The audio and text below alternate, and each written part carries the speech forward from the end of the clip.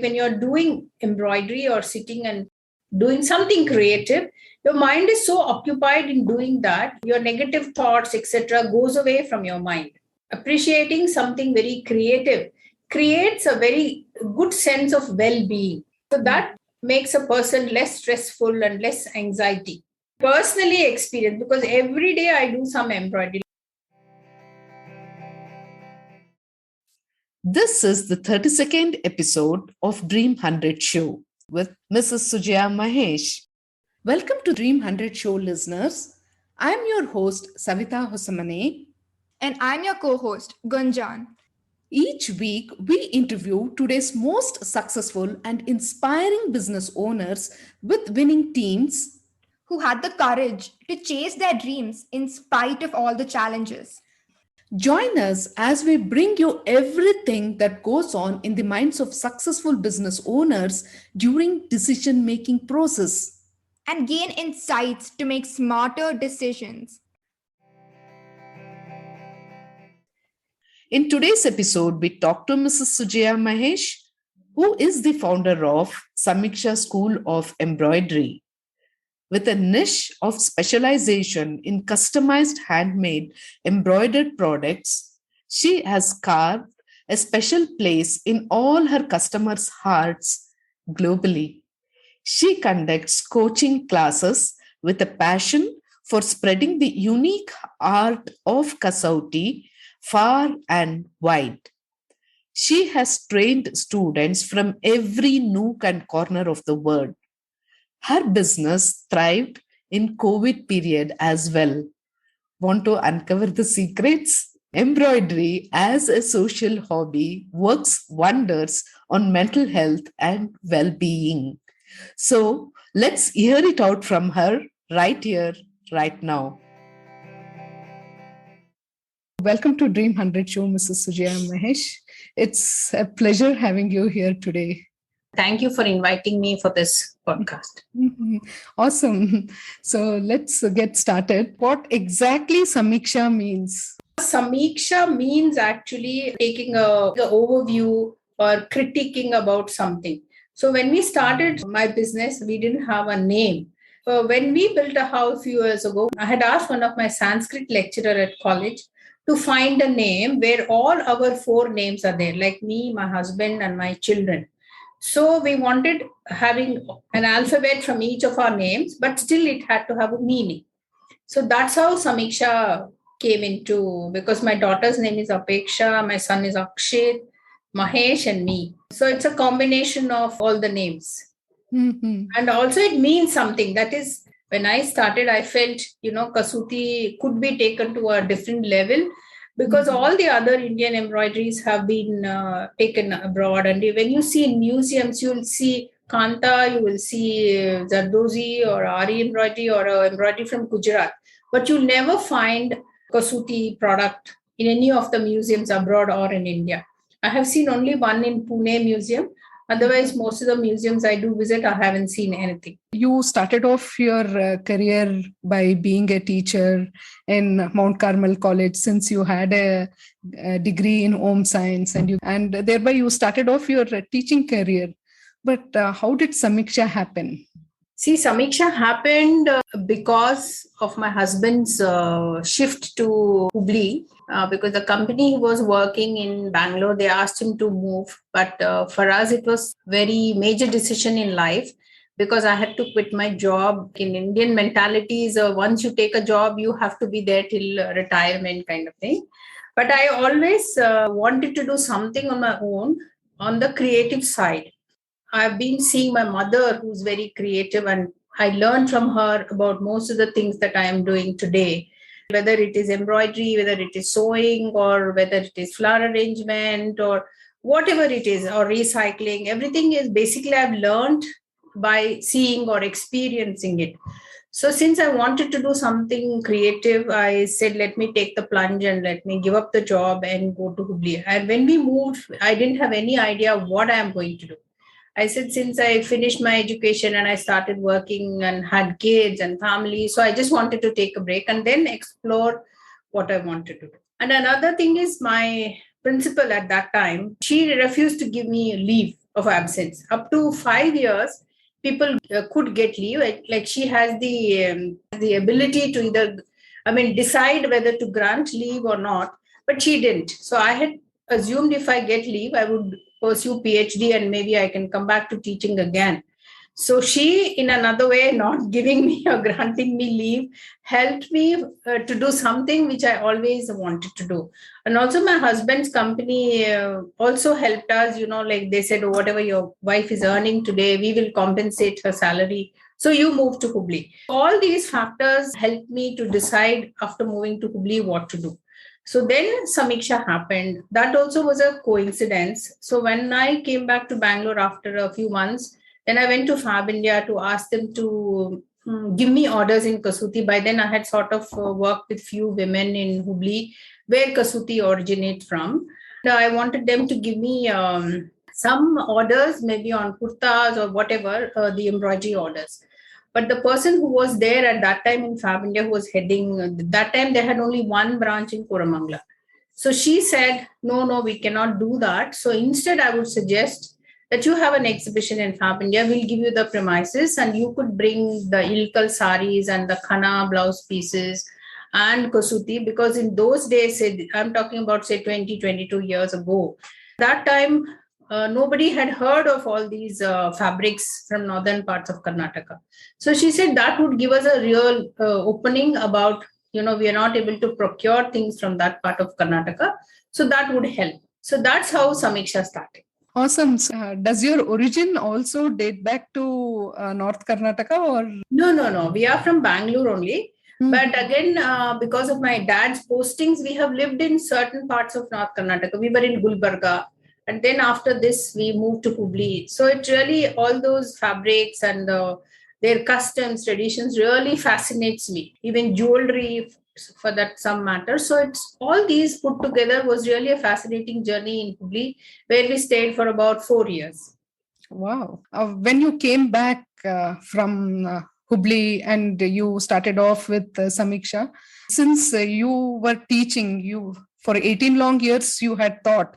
So how did the mind shift happen? See, there is a lot of difference when it comes to starting a business and when it comes to teaching. There you were a part of the organization. Here you were starting off on your own. So what was challenging for you? Yeah, it was very challenging. So I had to have a clear path. How would Samiksha go from here? So first started off with working and identifying few women who were skilled in Kasuti. And we formed a group since I knew a bit of embroidery. So I fine-tuned their skills, like maybe in color sense and how to place the motifs, etc. And then we started making a few products. And then I had to source the ilkal saris and all that. So I went to the weavers and I went to the retailers. So they gave me a credit. Wow. Maybe for 2 months or 3 months or whenever I had the exhibition. So that helped me a lot because, investing so much money because you are new to business and I didn't know whether I would succeed or what would happen. And also Fab India because they gave me premises without charging anything because they wanted to promote the art and the crafts of Northern Karnataka. So that helped me a lot. And then after doing a bit of research and things like that, then I put certain products together, and first exhibition we had was in 1999 in September. That's how the journey started. Although I had a lot of stumbling blocks, my husband, my children, my family, in-laws, mother, everybody helped, pitched in and did whatever best they could do. And since Bangalore was not new to us and we stay in Koramangala, so the proximity to Fab India and our house also helped because it was very easy for us to come from Hubli, transport all the goods and have the sale for 2-3 days. It wasn't very difficult. It was challenging, but wasn't difficult. Awesome. How did the people accept this new form of art? Were they very open to the idea of taking these kind of saris and products which you were creating? Yeah, first year, even though they did a lot of advertising, it wasn't very exciting, but But we did break through because a lot of people appreciated, and a lot of write-ups happened in the media and things like that. And every year people would look forward to our exhibitions. It had become like an annual event. And also because of that event, and so many other retailers and so many boutiques and so many customers started contacting us directly for the embroidery, and from there we took on. So after we moved back to Bangalore, because I had to start something here new for people to move into, drop into our store. So I started Samiksha School of Embroidery. So people would come and we would take orders and they would learn, and two, three things together would help the business. That was the idea. And also to propagate the skill of hand embroidery was always on my mind. But only a place like Bangalore would attract a lot of students than in Hubli, because Hubli everybody knows Kasuti. So I couldn't do it there. So after move back, I started Samiksha School of Embroidery. What kind of students and what kind of products you started creating once you started the school? Yeah, to start the school, I had to, work on the syllabus. Then I had to have modules, because not everybody is interested in one kind of embroidery. So I started off with Indian embroideries, because in India, listeners may know or may not know, every state basically has each type of embroidery. And some states have more than one variety of embroidery, especially like Gujarat, Rajasthan and all, where, embroidery really thrives. That's how I started off with all the Indian embroideries, starting from different states of India. Then I had to make modules, I had to make samplers for students to understand the difference between one and the other. And also, according to the tastes of the customers and the students who would learn, I developed modules and also added a project. So after they learn the module doing a sampler, they should know how to put it into use, like how to choose a motif, what stitches to choose, what colors to choose, and how to work neatly. Those kind of minor detailing had to be taught to the students. That's how I enjoy each batch of students, because each one is different. Even though I may give the same pattern, they may do it differently. So that's how in a group it encourages each other, and also we always learn from one another. Awesome. You had a lot of dress designers, is it? Fashion designers coming to your school and learning? Or No, was no, it no, normal people? no, no. Normal people who want it as a hobby, and students from design schools. They come in the last moment and they want to learn. When they have to submit a project and all that. And being a teacher, I know how students behave. So I tell them, no, you cannot come in the last moment. You have to come learn properly. And some of them do learn, or some of them, they go elsewhere and get it done commercially. And most of the fashion designers, what they do is they don't use all these types of embroidery forms. They either do Ari or Zardozi, where they employ men who do the embroidery. But our embroidery types, what I'm teaching, is more women-centric, where women can do in their leisure time, or where it could be a hobby, or where suppose you buy so many, everybody is buying things from malls, etc., and from branded outlets. So what I tell them is, you can personalize by doing some embroidery by yourself. So you won't find another person wearing the dress that you're wearing, or a blouse or a sari that you're wearing.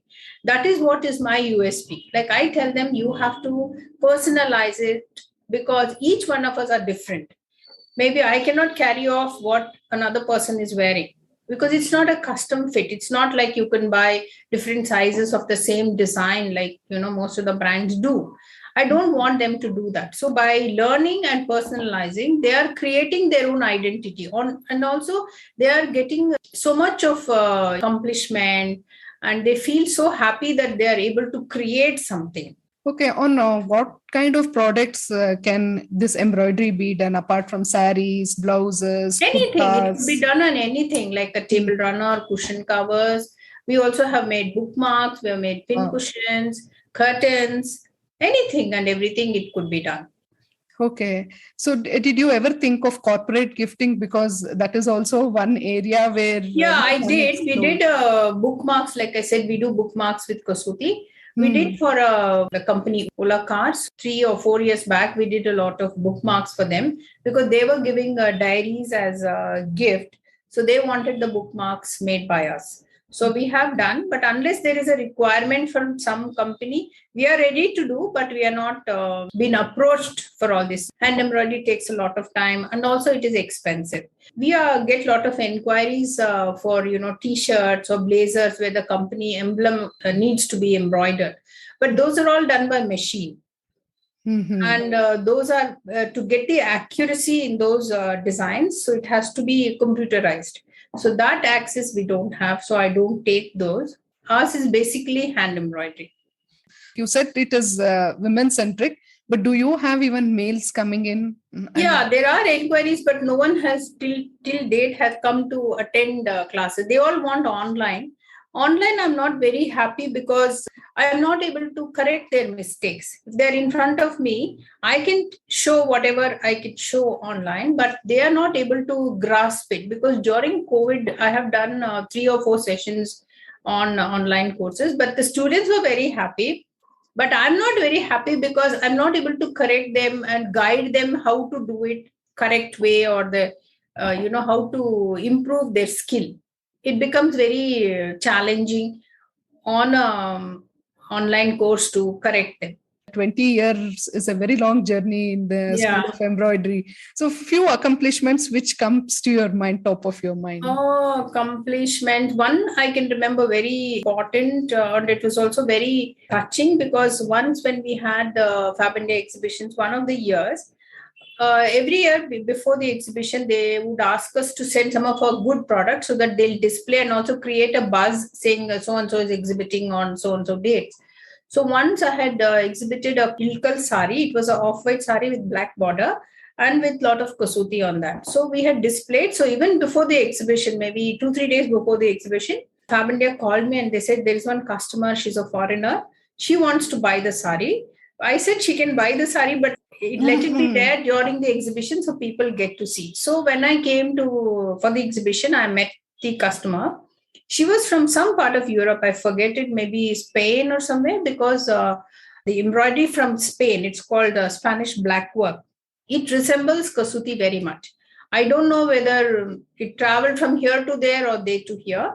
So she said, I want to show it to my grandmother. I'm not going to wear it as a sari, because my grandmother loves embroidery, and I want to use it as a throw, or just a display kind of piece. That made me really excited that somebody else from some other country is appreciating so much. So that was one of the highlights. So, like as you said, you explored various forms of embroidery in Indian states. Did you think of exploring across the globe the kind of Yeah, embroidery? across the globe also. After I started a couple of years later, I started doing other types of embroidery also. Like we may do it, but they don't know the origin, like cross stitch and cut work, drawn thread work, and all these are from other countries. The origin is from Europe.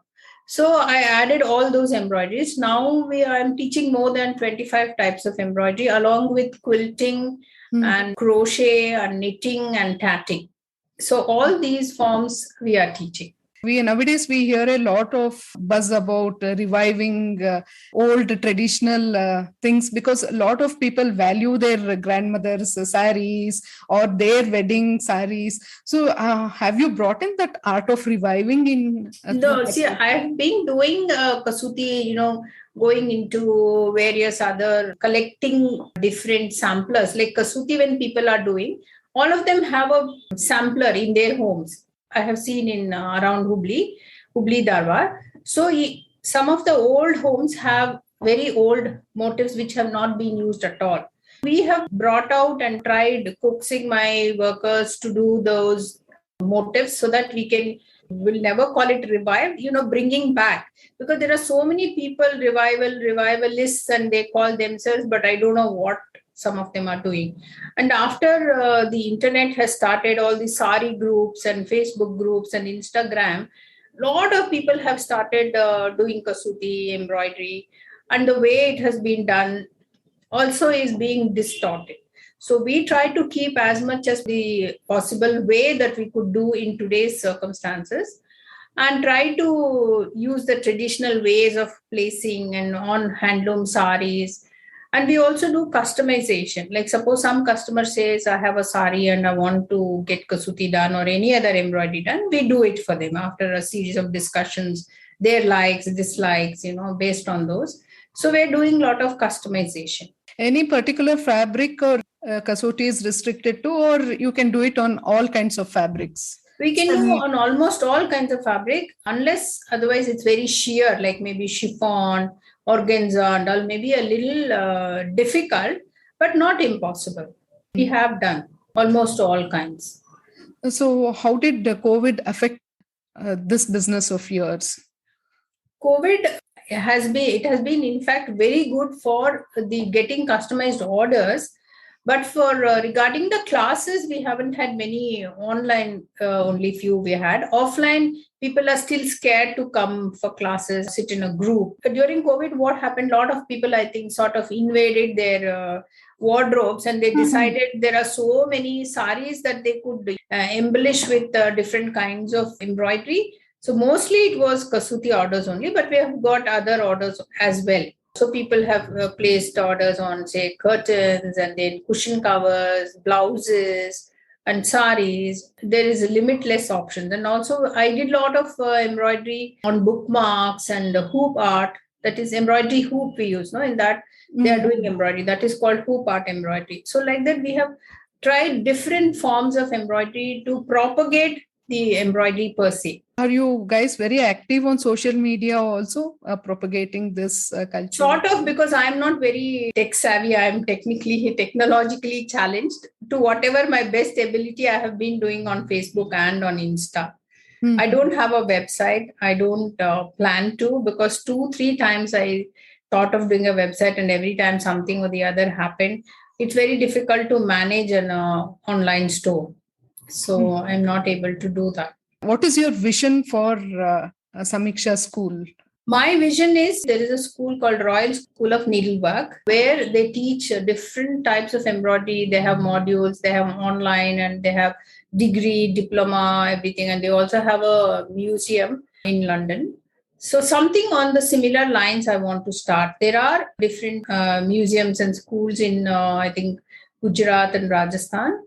Kala Raksha is running one of them, things like that. So something like that I want to have, where we could do research and where we could teach this embroidery to the next generation. If we don't do it, I don't think the next generation would have anything to do with hand skills. Because I remember in our school days and in our children's school days, they did a lot of work, embroidery or knitting or something they used to make them do. Nowadays, it's only cutting and pasting or some online games and videos, and classes have also become online. Children are not learning any of those skills and they are forgetting the importance of hand skills. So I think that is my vision, to have some full-fledged school of embroidery where, anybody could come and learn. So do you certify your students as of now to whomever you are providing? Yeah, we are giving our own certificate. Earlier, I was giving certificates through Anchor, but nowadays they've also become little slack. They don't respond and things like that. So I have started giving my own certificate. So any form of registration which has been done, recognized by Government of India or government? No, I haven't done anything. I am just doing on my own. And to join our school, there is no restriction of age, gender, nothing. Anybody above, say, 10 years can come and learn. I have done 2-3 summer courses for children. That was also very good. Made them do smaller project, maybe a greeting card or something, or a bookmark, where they can finish easily and not much of a hassle to finish with stitching and things like that.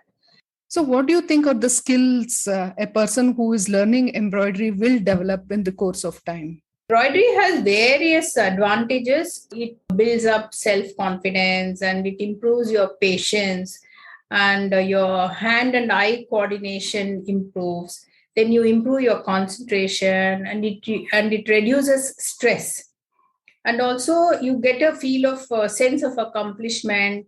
And it stimulates your creativity, and it improves your color sense, and also it improves your general feeling. When you're doing embroidery or sitting and doing something creative, your mind is so occupied in doing that, your negative thoughts, etc., goes away from your mind.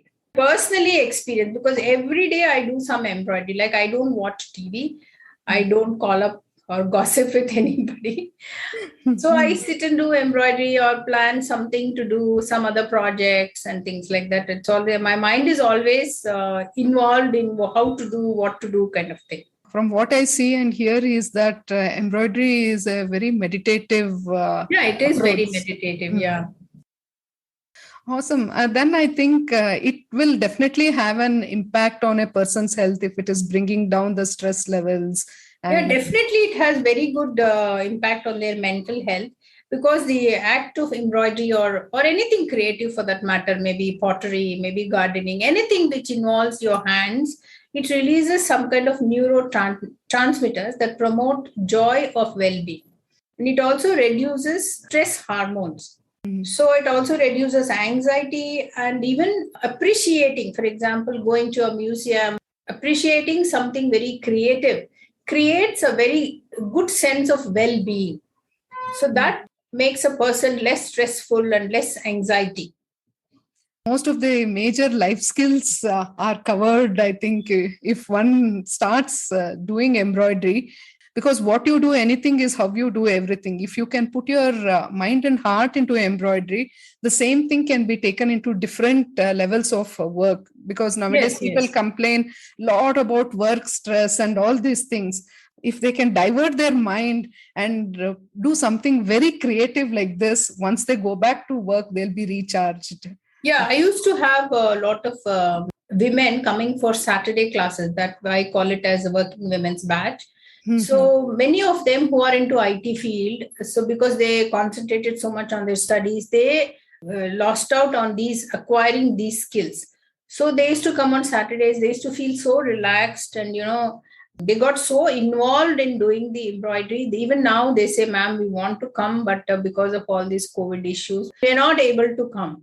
I really want to restart my offline courses, because I also enjoy myself. Not only teaching, we learn so much from each other. I have had students from so many countries, like we have had from Germany, then Maldives, then Australia, Spain, UK, then UAE, then most of my students, the majority were from Japan. Wow. And Japanese, they are always thinking of how to conserve things and how to do it dedicatedly. They used to come with small children. They used to have them at the back, and they would sit and do embroidery. And some of them used to come with 2 children, and they used to bring everything with them, like tea, snacks, books, crayons, and everything they would bring. And without stressing, they used to be so cool. And they would give them everything, and they'll again come back and sit and do the embroidery. Very, very, very, very hardworking and very neat in their work. Very, very neat in their work. And they didn't want to sit at home and do the homework. Like after every class, I give them homework so that they have to progress to the next step. I should know that they have learned this. So I believe they used to go and sit in one of the hotels in the coffee shop, and they used to sit and practice. Later on, they told me, I thought that was really, really next level of dedication, I thought. It was very, very interesting to know that they did all this. Yeah, so it is a kind of building their social and networking skills as well. Yeah, and they were here for a very short duration in India. So they wanted to learn everything Indian that is possible. Like one day they would go to learn Rangoli. So they asked me, do you know how to do Rangoli? So one day I organized them. One day a Rangoli session, and one day with floral decoration, how to do Rangoli. Then they used to go to learn dancing like Bhangra and so many things. One day they went and learned how to do Mehendi. Like that, they wanted to learn everything Indian. It was so interesting to hear all of them speak. They didn't know much of English. So they'll go to the phone immediately, they'll do translator. What is she saying? So cute it used to be. I think you have had a great teaching session. It was really enjoying. I remember one particular student of mine, she was from Germany. So she used to always tell us, in a group. So many of them take long strands of thread, to finish faster. Normally we say just 1 yard, this much of length you must take. So I always tell them in the beginning of the class. So whoever took a long strand of thread, it sort of gets knotted, and then you have to really struggle to remove the knot. So this student of mine from Germany, she used to always remind them, like her grandma used to say, I believe, lazy girls take long thread. So I always repeat it to my students, lazy girls take long threads. So then they remember what is the length of the thread that they must take.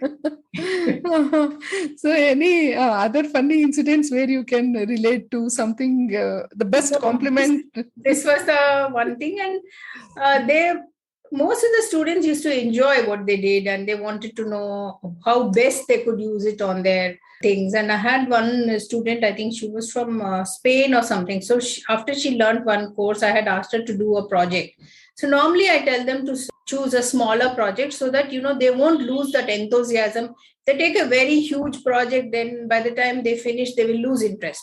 So I always tell them, take a smaller project. Maybe you can do a couple more if you are confident. So one of my students, she wanted to do an embroidery on her husband's blazer. It was a woolen blazer. Mm-hmm. So what she did, she took off the seam at the back where it was attached to the lining, and she did the embroidery, and then they stitched it by hand.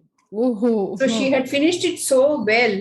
It was really, really good to see her hard work and how much of dedication she had. So do you have a collection of pictures of all your students? Some, because phone cameras came only recently, no? So from then on, I've been having. Earlier ones I don't have. So earlier days, we used to have a potluck. After every batch finishes, we used to have a potluck lunch. So that way we also get to see each one's customs, traditions. It's not only about embroidery. So when you are sitting together in a group, we talk to each other, we find out about each other, their family, their problems that they're going through. It's a very good group of people where sharing your thoughts on day-to-day things, day-to-day lives. It's not only teaching, and it's also mingling, become more friendly. How olden days people used to do in northern India. They do community cooking. They sit and knit together in winters. So I feel those kind of days have to come back. So it will be very, very good. So what is the message which you would like to share with the listeners? Message is the biggest learning I have got from Samiksha is, if you're convinced about goal or your business plan, go ahead with it. Don't worry about what people say or think. When I wanted to start Samiksha School of Embroidery, many of the people I know, they said, no, you start a nursery, it's easy. Every year you will get students who will come to learn embroidery and those kind of things. I said, see, starting a nursery is not my forte. I do love children, but I cannot go to that level and plan, because when you do something, you have to involve yourself dedicatedly to plan the way you want it to go. So whereas embroidery is, like something, it's inbuilt in me. The skill, I think somehow God has gifted me. So I have to see that how it has to be propagated. Because just having the skill in me and not teaching anybody doesn't make sense. It has to be propagated. Then only you get that satisfaction that, okay, whatever I know, I have taught it. So at least if they teach another one person or even two people, so that's how it gets propagated. Awesome. So recently I have been a part of a book being written on Kasuti. I have written 2 chapters in that. Wow. I don't know when the book is going to come out, and various people have got involved who are all in the textile field. And even they are wondering why this had never become a collector's piece. Maybe it was not done commercially. Maybe it was done only for their households, and maybe people didn't value or buy their products. We are only thinking maybe. Nobody has the answer. That is why this book probably will throw some light on in this direction. So any future exhibition which you have in the pipeline in the next few months? One exhibition which is coming up in Delhi, that is showcasing our Kasuti products, which is also one of the GI tag products. So this is Ministry of Culture, Government of India. They have started a museum in Red Fort, Delhi, under Atmanirbhar Bharat Center for Design, where all the GI tag products have been It is still in the setting up stage. So Kasuti is one of the GI tag product from Karnataka. Awesome. And Karnataka has the highest GI tag products, that is 42, I think, as the latest. And 11 of our products have been chosen to be exhibited there. I don't know when I would go and see it for myself to believe. And I hope our products will be displayed and taken care of, because you never know what happens in such a large crowd. It was supposed to have been inaugurated sometime in November. Till now, we haven't heard anything. So that is one thing I'm looking forward to. Other than that, I have taken part in Crafts Council exhibitions of Bangalore, Chennai, Coimbatore.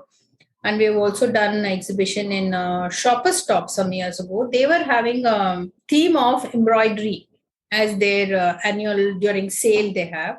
So they had asked me to have a stall on embroidered products. So they had set up a separate stall for us, only stall, and where we could showcase our products. That was very good. In fact, that was some 2017 or 16, I think. That was really good.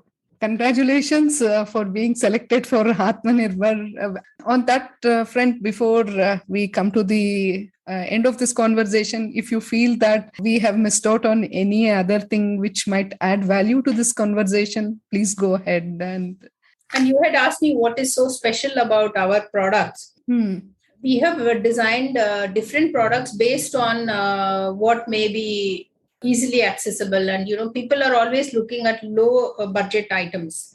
When we say embroidery on a sari or a blouse, it may be expensive. So we started a range of bookmarks and pin cushions, where when you do embroidery, you can keep your needle cushions, or let's call it needle cushions. And also hoop art embroidery, where on the embroidery hoop you do different kinds of embroidery. So these are all smaller products. And also maybe a table runner or a cushion cover and things like that, where it is less investment, and also people may not be available off the shelves. And stoles, the dupattas, which is less expensive.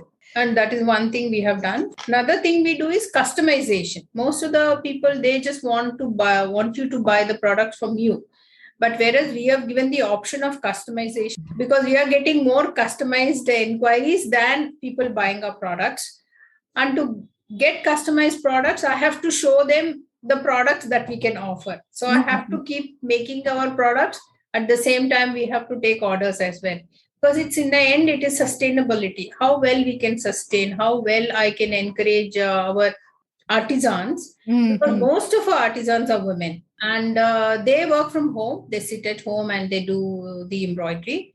So it is sort of a supplementing their income. And also I educate the daughters of our women artisans, because I want our girls to study further and reach better places than their parents. Encourage them. Of course, they have to learn a bit of embroidery, help their mothers in their spare time. And I educate them to whatever level they want to get educated. Wow. That is one thing I am doing from quite some time. And at least about 10 girls have got educated from my side. And this I don't publicize anywhere, because this is what I believe in. Because if I didn't have education, I wouldn't be where I am today. So we have to give them equal opportunities. Because of their parents, the girls should not lack their opportunities. So that is one thing I am doing. And also I encourage more and more women to take up this embroidery as, supplementing their income, than going out and doing household work and those kind of jobs. But many are not convinced, because they feel they can earn more. Whereas here they have to spend the whole day. But at the end of the day, they've not achieved as much they think they have achieved.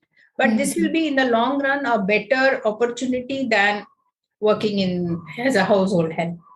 Great way of giving back to the society, whatever you have started teaching and coaching and making people independent, and then taking the art also. So yeah, it is a combination of all the areas. One more thing I want to add, we have also started repurposing or recycling the old saris, cotton saris and old dupattas. So we make them as yarn, and then we crochet it and make products like handbags and table mats, etc. And also we make quilts out of old saris, cotton saris or silk saris. So two sides we use two different saris, and inside I ask the customers to give their old bed sheets. Wow. So we put the bed sheet, and then on two sides you are making use of the sari, and we hand stitch them. So it's like a quilt, and for any season it will be quite good to use than the machine made quilts where they have those filling and all that. No, so we don't use any filling. So we use old bed sheets and old saris. So both are made use. Wow, and it's easily washable also. Yeah, easily washable. Saris. Recently, I had one customer, Indian only, living in Kuala Lumpur. She has sent about 7 saris, which are almost in tatters. Her mother's sari, she had left it in the cupboard and she couldn't come to India because of the COVID situation. So when she came and opened the saris, all were in tatters. So whatever best we could, salvage, the borders and pallus, I am redoing her saris by reconstructing and making a new sari. So like that, lot of people do reach out on all these things, Facebook and Instagram. So because ours is also a sort of word of mouth. So when a satisfied customer refers me to someone, so like that, it keeps on going. So that's what I hope that it will take me further. And another thing I want to do is go to corporate world. They always say they're stressed. I want to do workshops for them, even 1 day workshop or something, smaller projects where they can work on it and they can make their own choices, what products they want to make and things like that. Some basic skills they have to learn, hand skills. It will take them a long way. Yeah, definitely, because this is not gender restricted. I think you will have a much wider scope. If people are getting in touch with you and they can open up this, it has got a Yeah, huge... because another advantage of hand embroidery is you don't need much equipment. All you need is piece of cloth, a needle and thread and scissors. That's all. So wherever you go, you can carry, you can sit and do. It's not difficult. You don't have to have a big setup. You don't need a lot of equipment. And it's not a very high-tech technique that you have to really struggle to get it. Nothing very difficult.